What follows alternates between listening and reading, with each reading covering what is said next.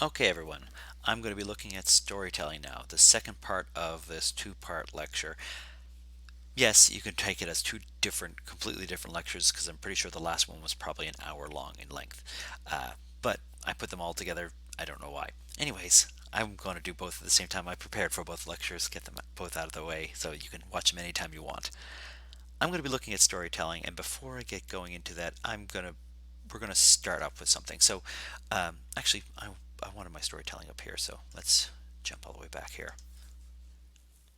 So, we're going to be looking at basic narrative elements of a story arc first, and what makes a good story, how things work together, and then what kind of basic scenarios we have, and how that informs how we make a visualization. And then we're going to look at the seven genres of visual storytelling and what advantages each one sort of have. So, here is, I know this Hall of Shame, Hall of Fame thing, but this is just going to be fame. This is this is Tufty's absolute favorite visualization, I think, of all time. I don't love it quite as much as he does, but this is Napoleon's March. So, this is Napoleon Bonaparte's army starting in France, and parts of the army go off to different directions as he's moving along, and some people break off and they rejoin, that sort of thing. So his army breaks off here, rejoins here to come back, uh, and here is Napoleon's army and the size of the army based on the width, marching to the USSR, well, not USSR, to Russia, and then marching back from Russia after being soundly defeated and frozen to death. And here they keep on losing people, losing people, losing people all the way back here. Notice there's a geographic component, there is a size component, and there's a story being told here about how badly this particular march went. If you just said Napoleon lost this number of men in this war, you'd go, oh, that's pretty bad. This sort of drives home that particular point in ways that you cannot describe with just some numbers. And that's the whole point of digital storytelling. So, this is Menard's march to Moscow. I mean, he's a French civil engineer at the time, so it's not like he's a visualization expert. He just made this thing, and it just sort of really worked well. Um, so it's using graphics for engineering and statistics. It's really conveying what is going on with this particular march, and it's famous work. And yeah, it's one of the Tufty at least considered it's one of the best graphics ever. And here it is again. So if I convert it to black and white, it still works. I mean, even things like that, it works, right? There's a clear distinction between going there and coming back. There's a pop of what's going on with the data itself. I got rid of all the other geographic information that was not absolutely needed, right? I don't much of when we're talking about maps. The map is purely there to situate the work to say that he's going to Moscow and back. I could have put it onto one timeline, but the fact it goes there and back gives the context of how this march is actually going. It, even if it's not statistically, or even if it's not that accurate geographically in some places, it still kind of tells the story in a very nice way. So that's what we're talking about. Here's example number two. This is one of my other personal favorites. So let me, hopefully, it was behind a paywall last time I looked. So nope, just Harry's Razors. Okay, here we go. Here is Hurricane Irma, is one of the strongest storms in history. This is from 2017, but I really like, irrespective of the actual data being shown here. Look at what we actually do with this thing. So as I move down, no hurricane has ever matched the strength of Irma. Irma is classified as Category 5, and we can see how Irma changes compared to Katrina or Andrew, right? And all the other hurricanes. Here's Irma with record-breaking cyclone energy, and I can keep on going down.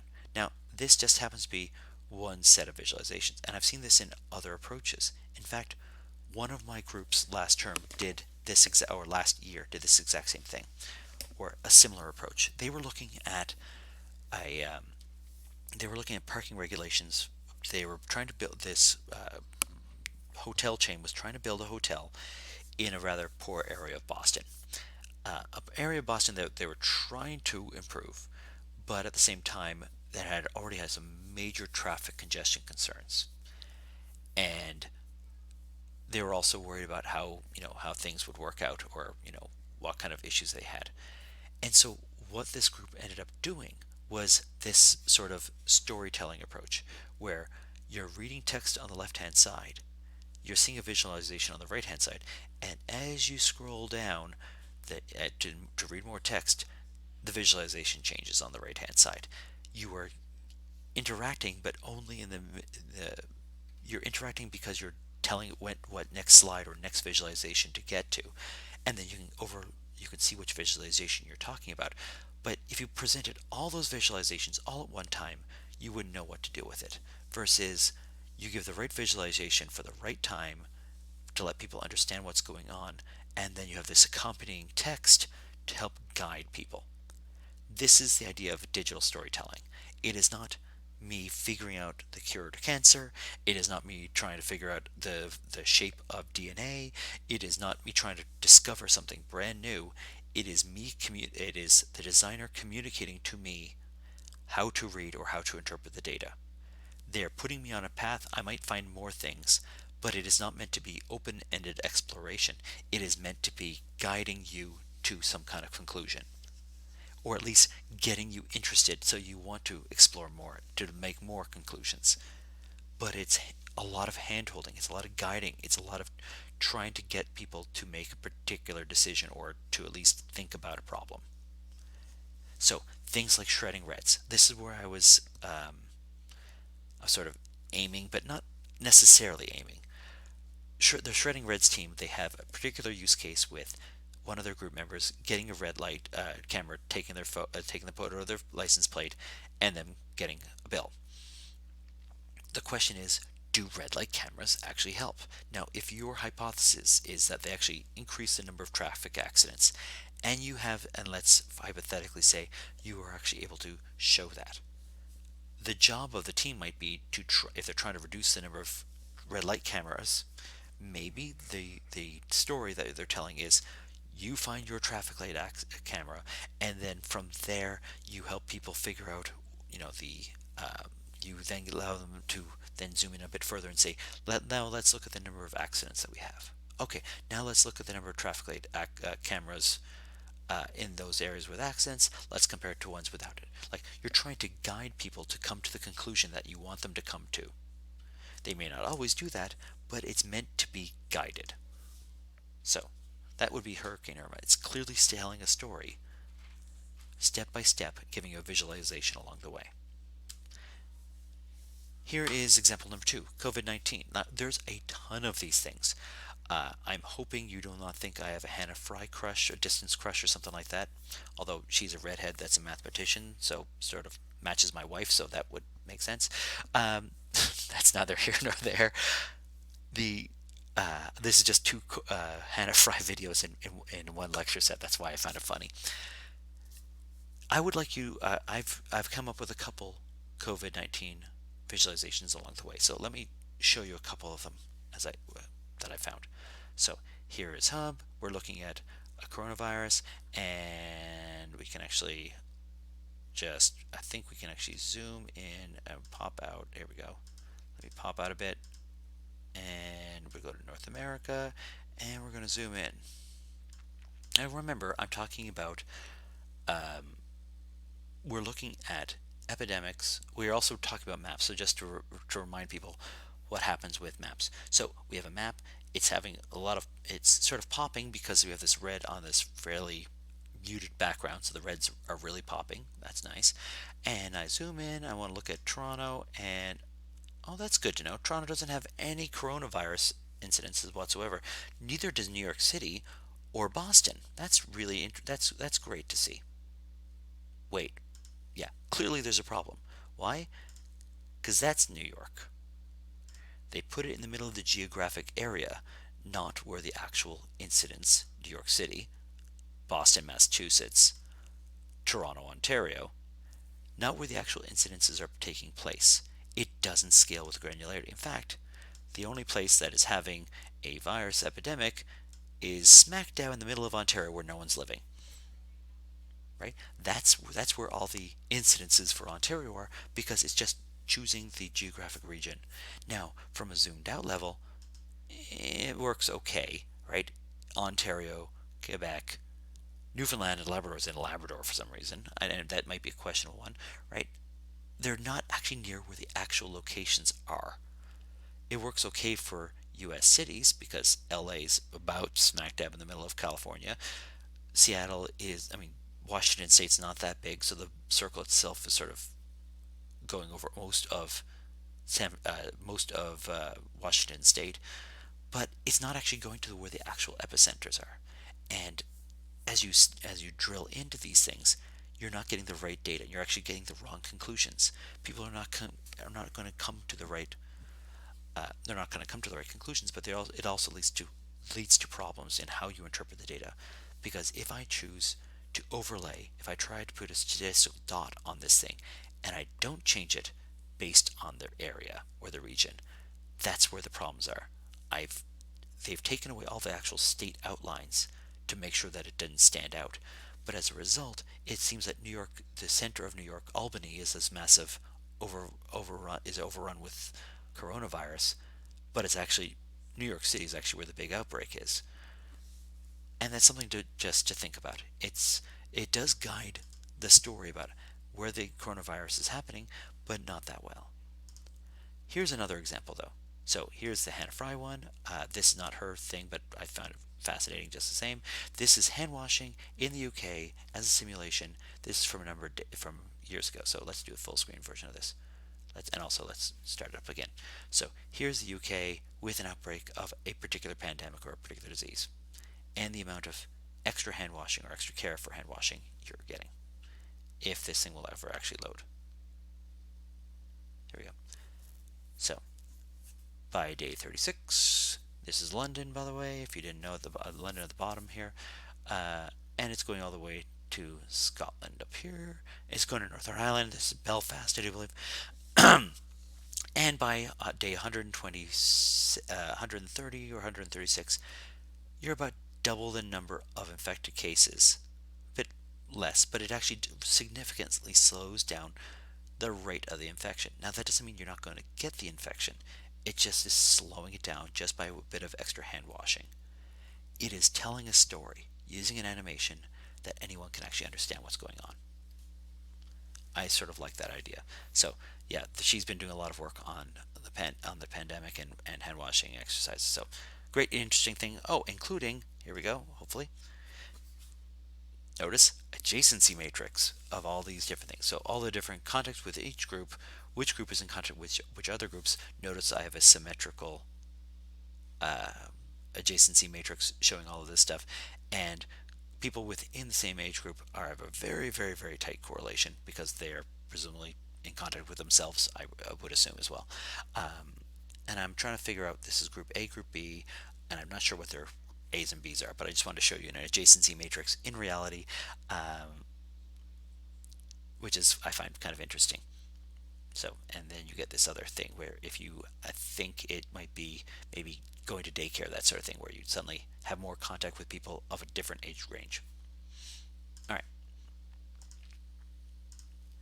And then here's one of my personal favorites. It's not, these are all questionable, but here's the novel coronavirus or COVID-19, and over time, the number of confirmed cases, and we can actually just, and this is from Harvard Medical School and Boston Children's Hospital, and Northeastern. Hey, I didn't even notice that one. Nice. Here we go. Let's animate this thing. So it starts off in China. Notice it's listed the correct region. It zooms out when it needs to show the extra new cases, and it's doing an overlay but it's just a pointillization task. The size is actually telling you the number of cases and the number of cases and I guess diameter, so it's double encoding things. Notice this is where February, and then suddenly the rest of the world is getting it, and Italy, and then now it's hit everything. Just nice and scary. And in case you're wondering why we're concerned about COVID-19, this would be a pretty darn good reason. Because what started off with a couple cases over here exploded like that. It's even if it's and there are always the concern that it actually gets more and more out of hand. just because of this kind of propagation. And it sort of conveys how the propagation actually working, where the epicenters are, where the how and maybe even how the disease is transmitting. But besides all of that, though, I would like you guys to try this out yourself. So, uh, did I put it in there? What is the story? So I'm going to do this instead right now. I would like you, we're going to do one more approach to this. I would like you to go online and I want you to find visualizations for COVID 19. So it doesn't have to necessarily involve storytelling, but ideally it would be great to be able to find things involving digital storytelling and how they're conveying information about COVID 19, whether you liked it or not, what the quality of the work. Find your favorite maybe that you find, or maybe the worst one you encounter. But find 4 or 5 of them and take your favorite or your least favorite out of the bunch. Throw a URL for that particular website. Maybe you could put some comments on what you like about it, and throw it in the Google Drive, and then we can have a look. I can have a look at what you found here. So with that, pause the video, go hunting for COVID-19 visualizations right now, and we'll come back to this in a second. Okay, and we're back. So this has been a talk. Digital storyteller, data storytelling has been around for a long time. And it's been sort of this buzz term that's been used even when I was doing my PhD. The information for the masses and all this kind of stuff. We still don't have it down cold. We know more about how visualizations as storytelling devices work, but it's still something that I think there's still more research to be done. So, so when we're looking at this, I mean, Jeff here is the guy who invented D3 and also Vega Lite, I do believe. And Edward Siegel did a number of papers on this. Robert Coursera and Jock McKinley.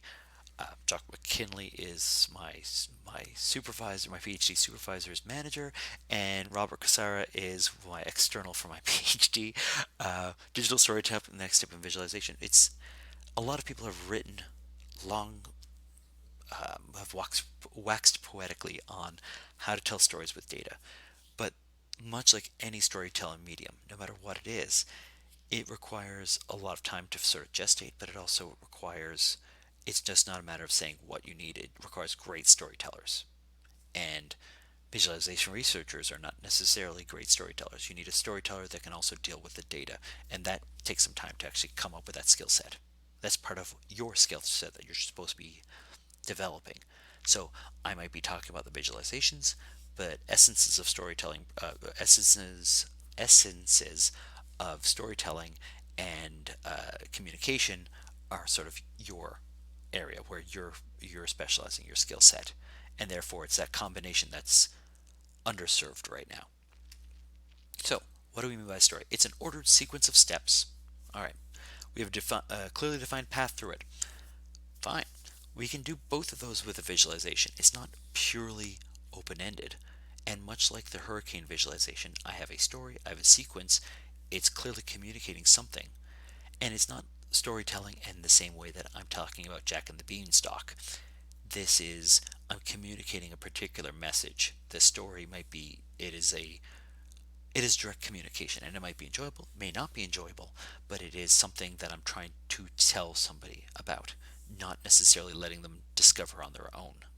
That is the big difference, and that's the thing that most visualization research just ignores. Most of the time, we're building tools for people to find new things, not for people to communicate to other people what the problem is. Right? And that storytelling part has been very, it has not been as established, just simply because it is not as considered as quite as sexy as you discovered how a cure to this particular disease through visualization. It is not the open exploration. It is communicating to your boss why your approach is better. That is a very different task. So common components: we normally have characters for an actual story. We have a particular setting that it's working around, and we have a plot. This is for normal stories. Oh, and some kind of conflict. Otherwise it's a boring story. And a resolution. So, who are our characters? Napoleon Bonaparte. We have the Russian army. We have the French army. We have the setting. what countries are involved, what locations are involved. We have the plot, what he's trying to do. He's trying to invade Moscow. We have the conflict between the two parties, and we have the resolution, as in him getting his butt kicked and coming back to France. Fine. It doesn't always have to have those exact parts, but it does involve many of those same things. It's an ordered sequence of steps. It's those steps can contain text, images, visualizations, anything, but it's a usually linear, not necessarily linear, but it's not open-ended either. There are key elements as I go along. So video games are closer to what we're talking about than a normal story.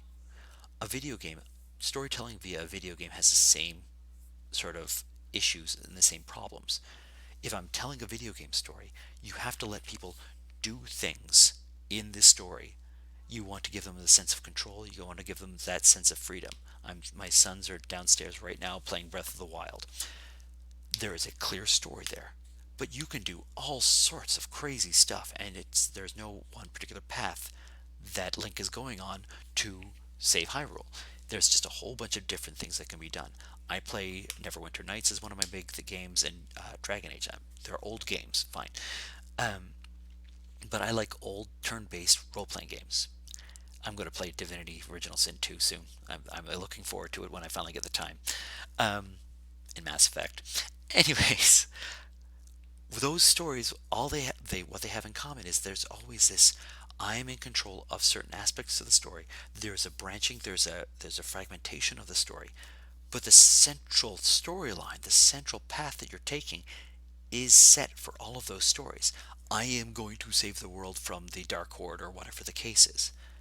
Right? I'm always doing some particular task, but I have a whole bunch of different ways I can do that task.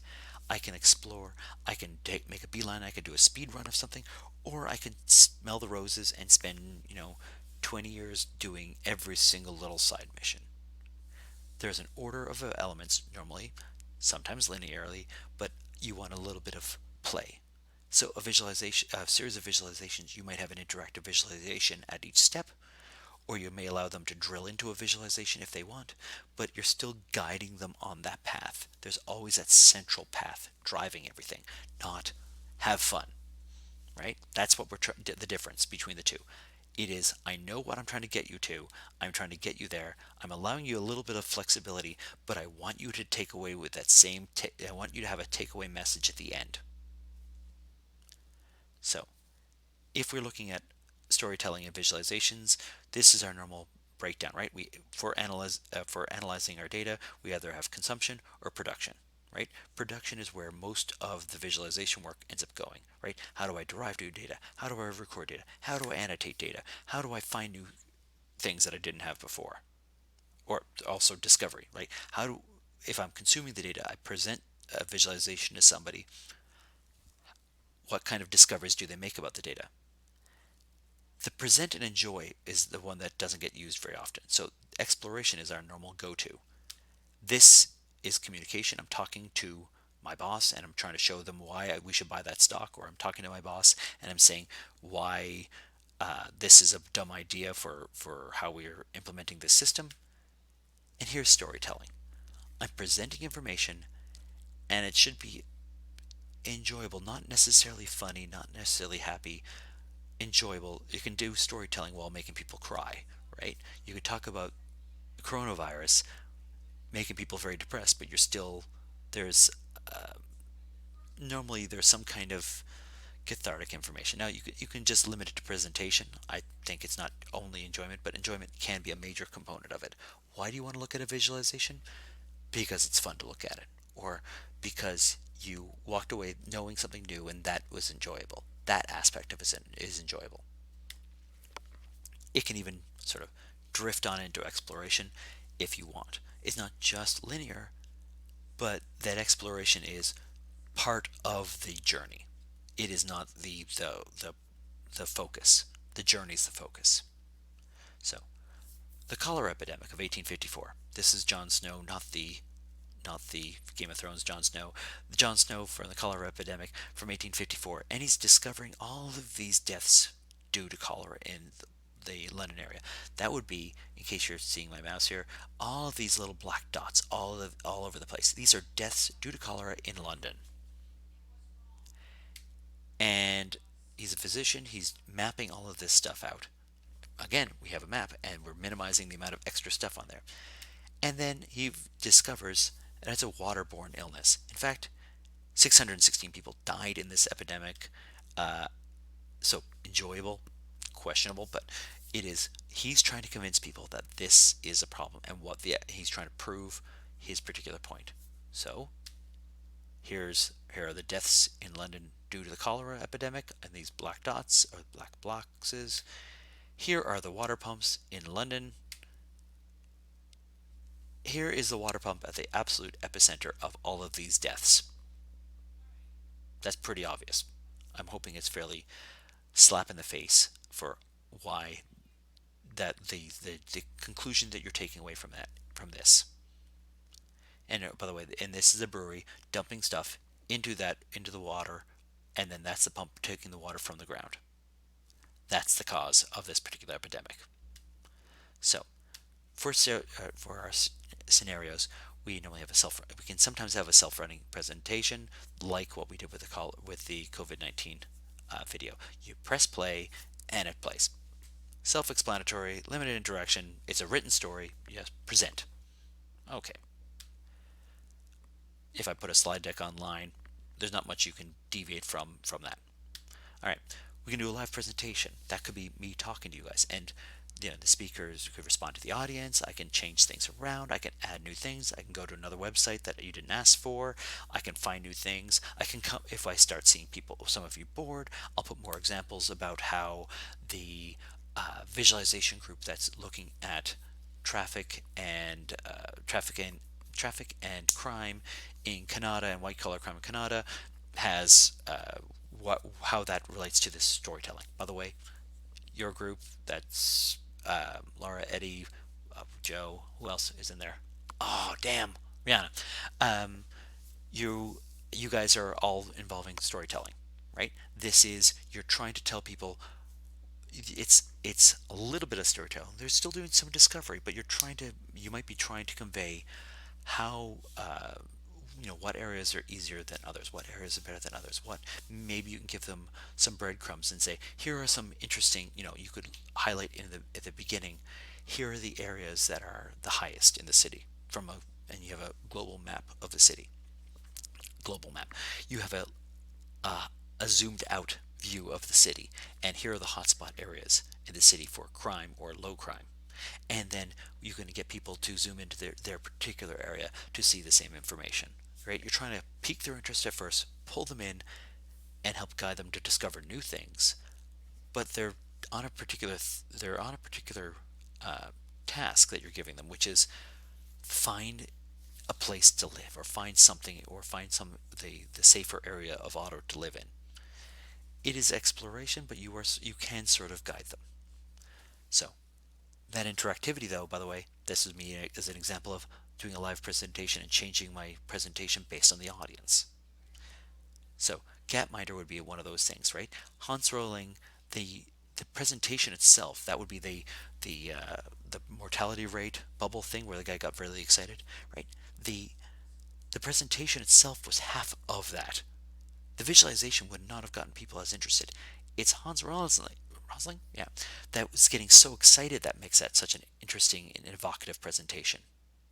That's part of things. And then we also can do little small group presentations of results. There's going to be more interactivity with the audience.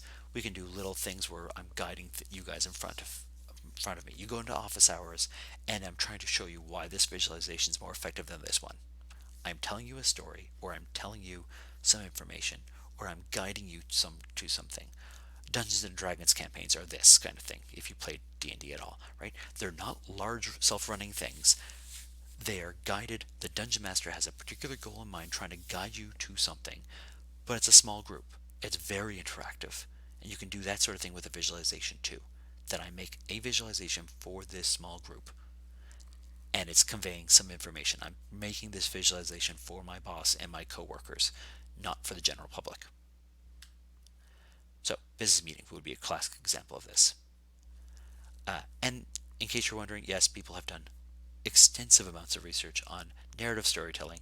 These are the kinds of things that people are looking at. And so, by the way, the Region 1 shows clusters of ordering strategies correspond to distinct genres of visual narration, highlights consistent interactive designs. So it's number two. Three is underutilization of strategies to engage in user interactive functions, and underutilization of common storytelling narratives. So this big chunk over here. This is all the various, bunch of visualizations, what kind of storytelling we're doing, what kind of visual narrative, what kind of narrative structure we're dealing with.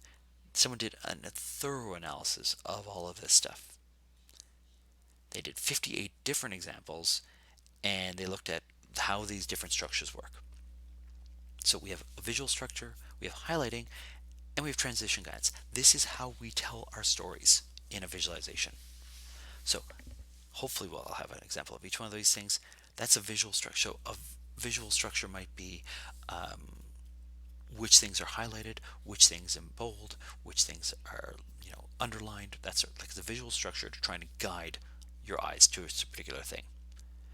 We can also highlight things. If I select one thing, it highlights in another visualization, or I highlight the important things temporarily. And then when I transition, I click on this thing and it transitions to another visualization. It's a guided transition from one to the other. When I scroll down on that New York Times article, it transitioned and it guided me to the next visualization, how all of these things connected.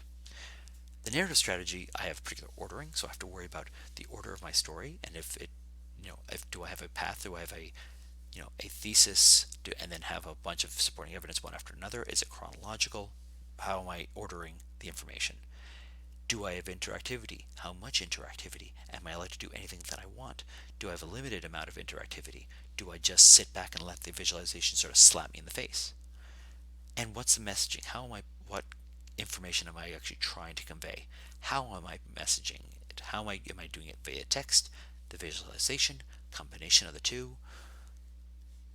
So we have essentially 7 genres, which I'll go through one at a time. So we have a magazine style. This, similar to the New York Times thing, you've seen this on other websites though.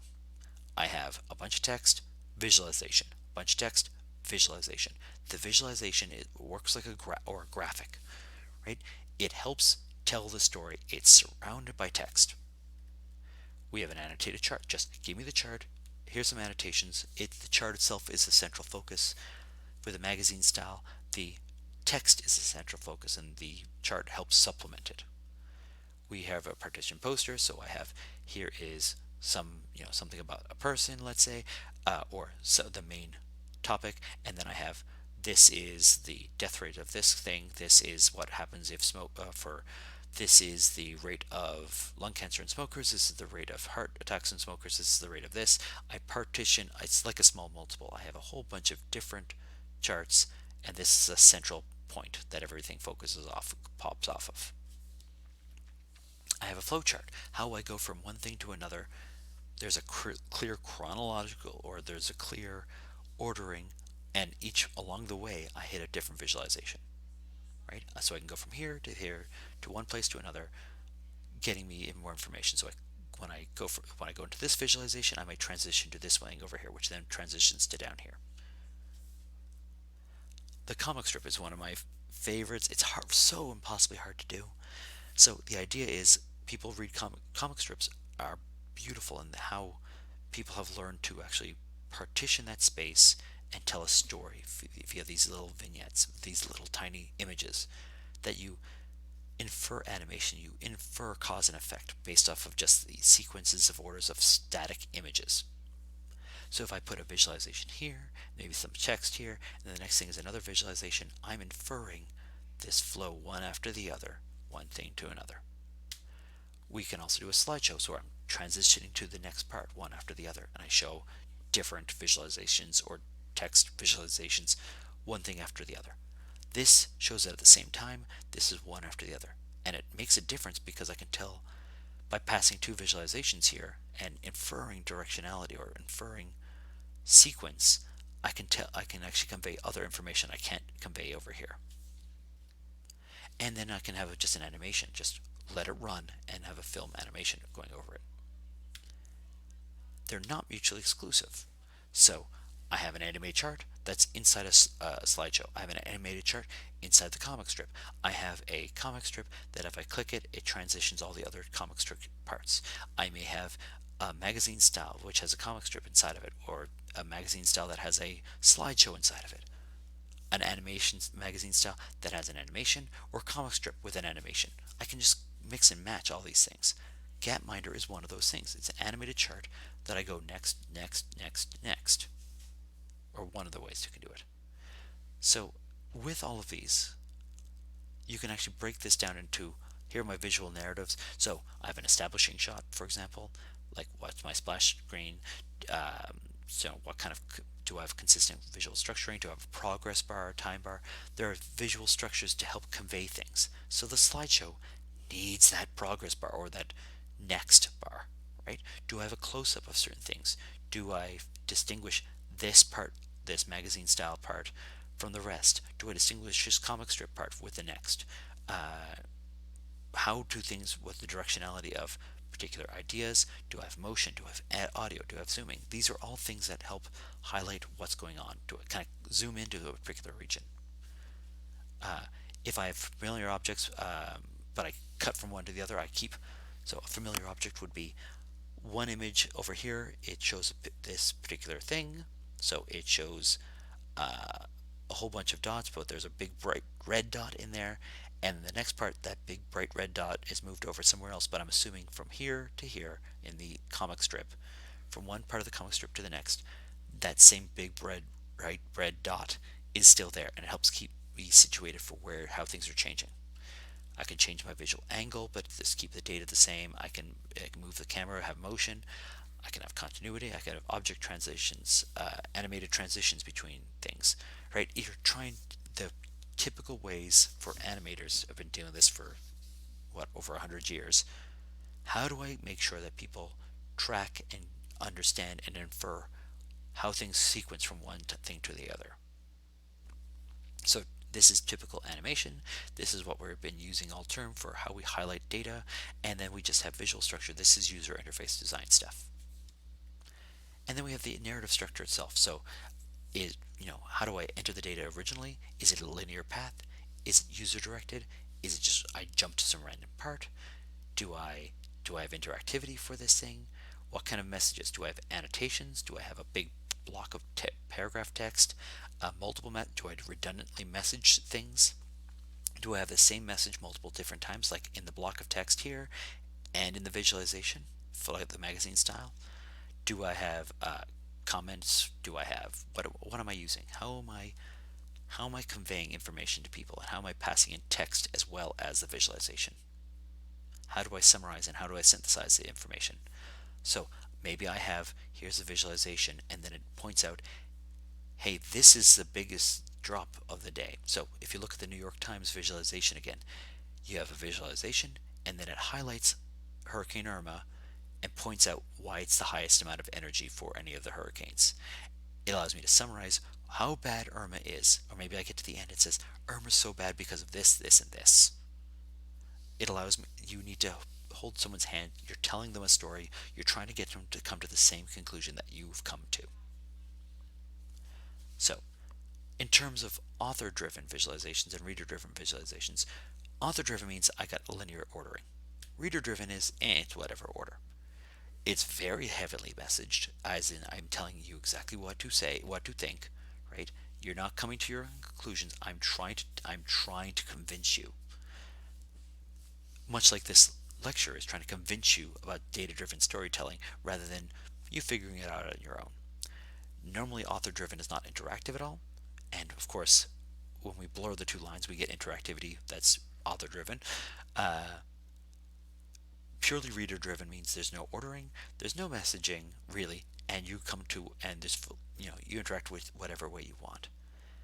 It's the combination of the two that gives you the real power. That you allow people to be interactive just enough to be interesting at least, but the author is still trying to clearly state their purpose. Like a video game, great video games allow you to do your own thing, but you're still following the narrative, and you can't leave the established narrative.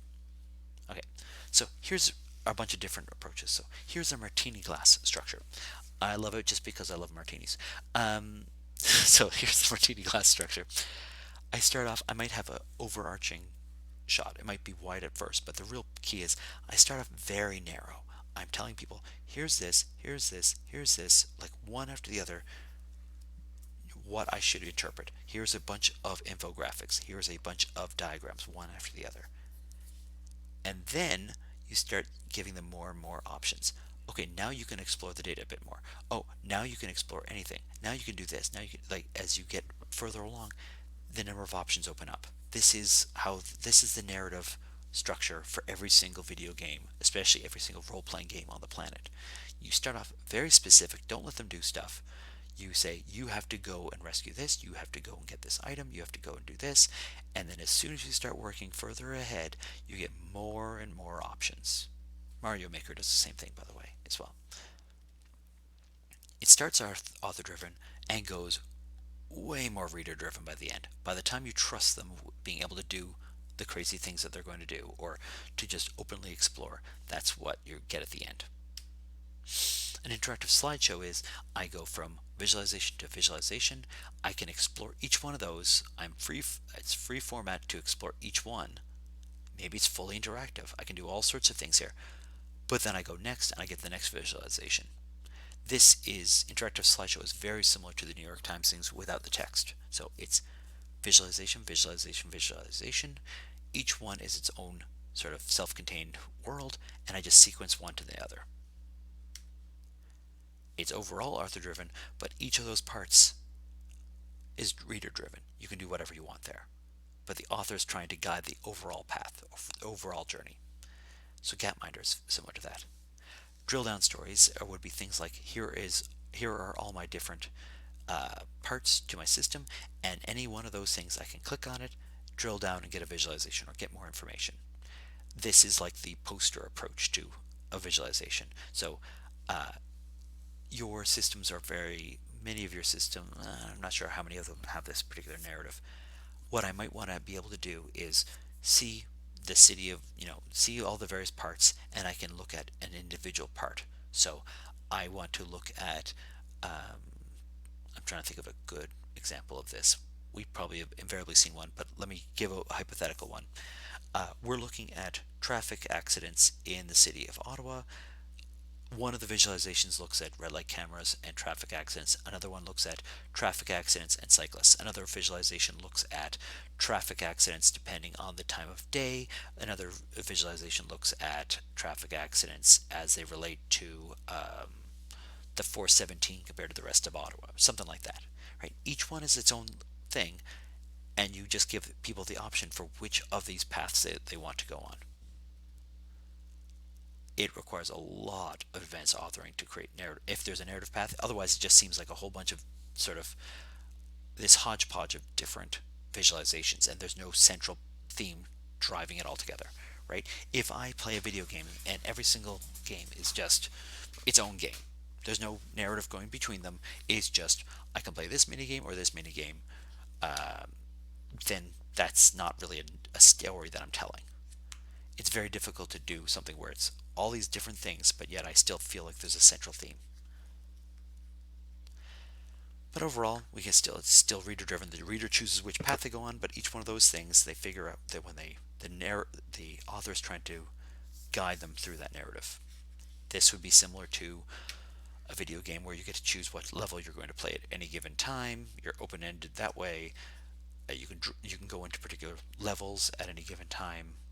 The Mega Man series comes to mind at least.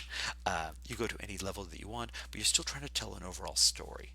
That's very, very difficult to get right.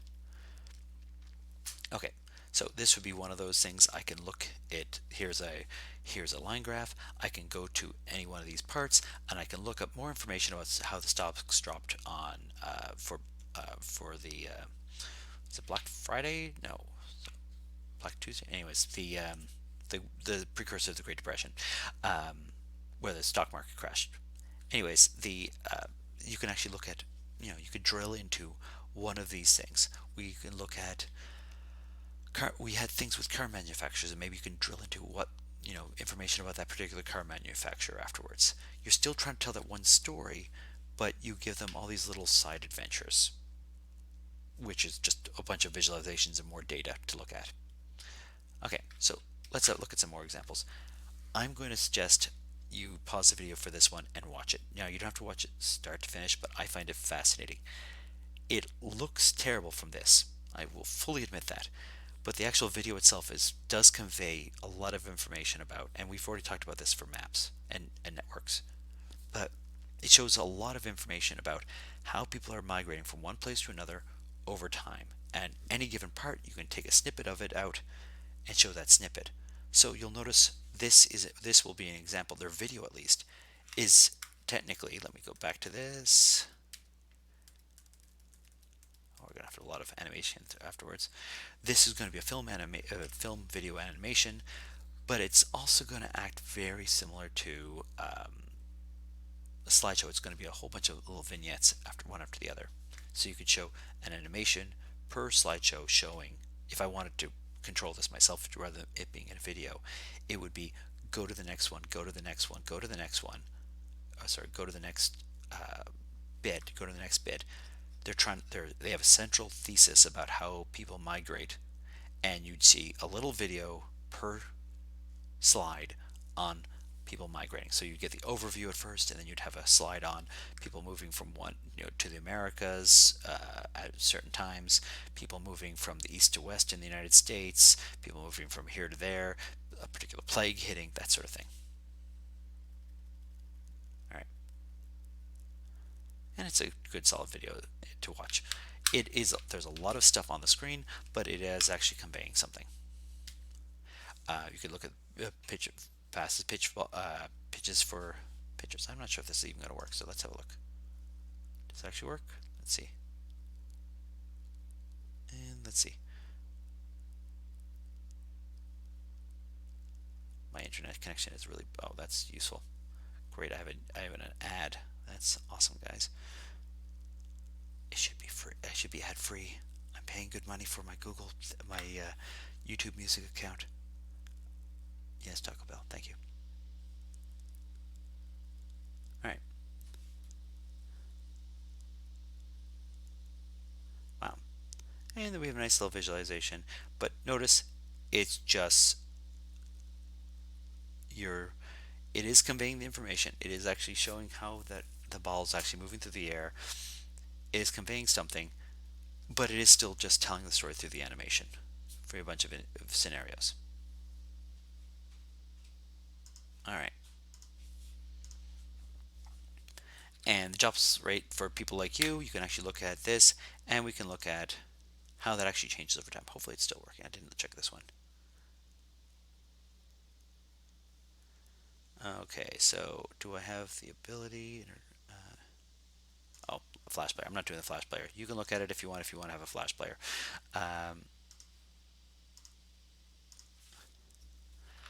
Or how earthworms compare in size to the dodo bird and stuff like that. There's a bunch of these things. I would like to also point out, you can look, let me see if I can find it right now. World Arms Trade Google. Hopefully we'll actually get this. And just online, that's a straight up number. I don't want that. Interactive map, there you go. So it's going to load up a bunch of data. There we go. Notice what it did first. It is reader driven. I get to choose how things are actually working, but it gives me a starting point before I even get going. It has pre-chosen what country it's going to emphasize, the United States, because it's assuming it has a US centric viewpoint. It's Google, it's a US company. It's showing me all the different types of weapons and arms that is being sold. So let's get rid of military. Let's put in only ammo, and we can actually see who's trading what to whom. And there we go. And is Germany selling all the weapons?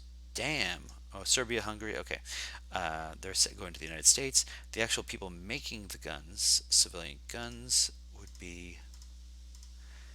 And where's Canada? What's going on with this? Oh yes, the United States is getting guns from Italy, Austria. I can actually zoom into this thing, but Italy, Austria, and that sort of thing. Turkey, and that's where they're getting their guns from. And Brazil, going into the United States, and all the guns are going to Canada.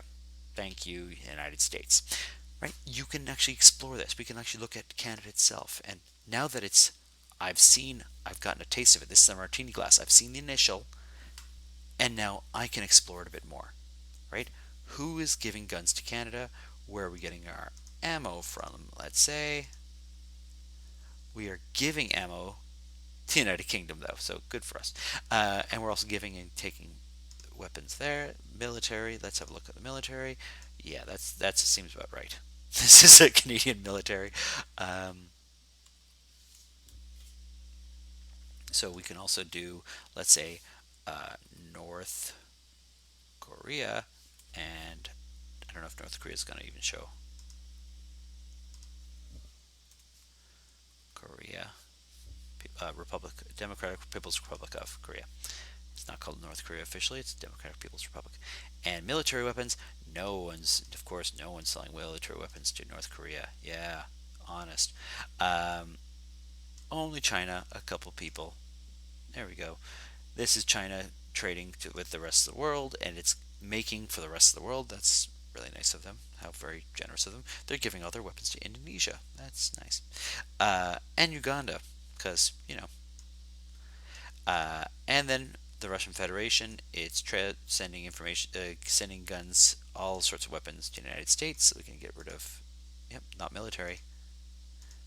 No, it was exports of ammunition, and they're also trading to Indonesia as well. Indonesia is getting all sorts of guns everywhere. Notice I've started off with something in particular, and then I can explore around a bit more. So this is maybe not quite a martini glass. It's more of coupe glass or something like that, wine glass. It goes to the wide open part pretty quickly, but it still starts off with something very particular and then changes afterwards. All right, so I wanted to go down to more examples. We got more examples here. I have some final remarks and then we're going to stop. So, actually, this is all old. So let's just go over what my actual to-dos are. What's coming up now? We finally finished off the last of the homework. So really, it is focusing on your project and trying to finish that off. Please ask questions. We'll have a lab today. I will be online listening for you guys having questions, and I will answer questions. If I don't get the answer right away, I will get you the answer. Number two, I want to make sure that you guys don't panic or freak out about if you don't get a particular feature implemented. This can be hard. The point of this is not the actual end result, it's the journey. And therefore, try your best, ask for help if you need help, and if we can't get it done, point out what you would want to do but you couldn't do. If it's a limitation, especially if it's a limitation of the technology. Beyond that, we're going to be looking at next week, we're going to be doing the user evaluations of your systems. And then after that, we'll be doing the presentations. We have a couple more lectures to go here, but for the most part, we're just getting down to finishing off the project and making sure it's a well thought out and well documented project. Okay, so with that, I'm gonna stop the video, and I want hopefully we'll get lots of questions from you guys about your projects and how we can finish off this sprint that we're working on. All right, thanks everyone, and I'll talk to you guys soon.